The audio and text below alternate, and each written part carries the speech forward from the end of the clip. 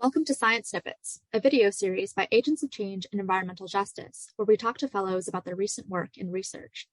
Today we'll be hearing from Lorraine Velez-Torres. She's a PhD candidate in microbiology at the University of Puerto Rico Medical Sciences campus.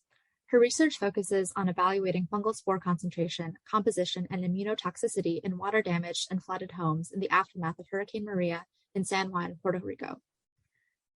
Lorraine is also the lead author of a new paper called Hurricane Maria Drives Increased Indoor Proliferation of Filamentous Fungi in San Juan, Puerto Rico, a 2-year culture-based approach, published now in Peer J Life and Environment.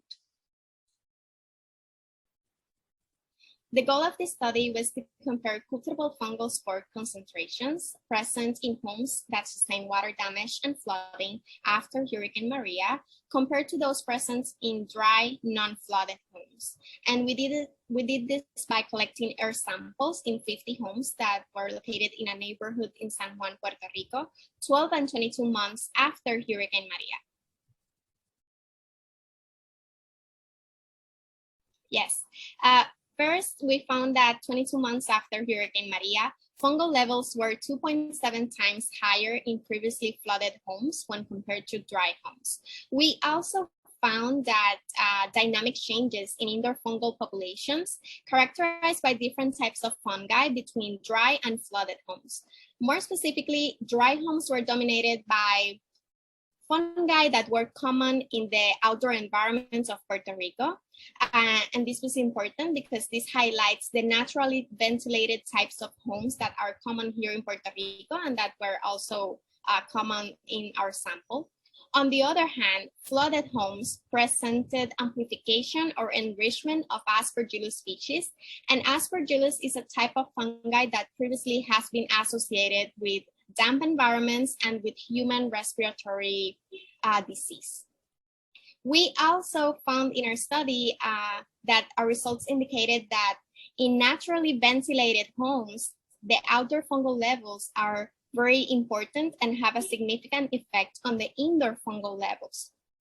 And this brings attention to the outdoor environment, to the outdoor-indoor air continuum that is characteristic of these tropical homes, and to the importance of maintaining a clean outdoor environment and clean outdoor surroundings after the disaster.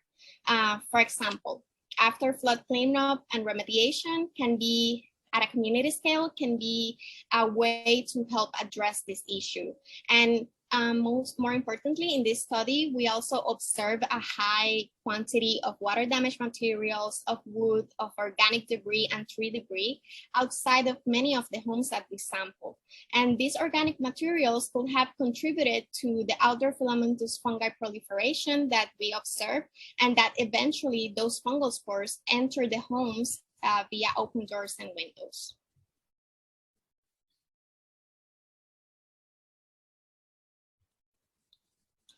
Well, we hope that our findings help develop guidelines for post-flood recovery efforts here in Puerto Rico and also in other tropical countries and areas that are heavily affected by storms and flooding.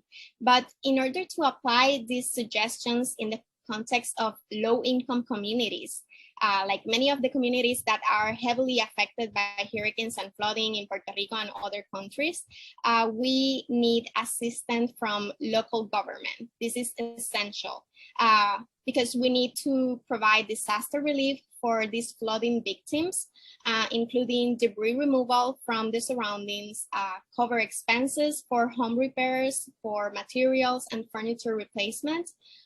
We also have to provide them with cleaning materials, dehumidifiers, air purifiers with HEPA filters, and all of this is costly.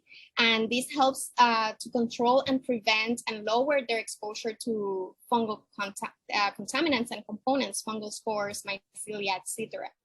And also, we need to provide basic education and flood preparedness and recovery, and practical recommendations for the control of fungal proliferation after a disaster.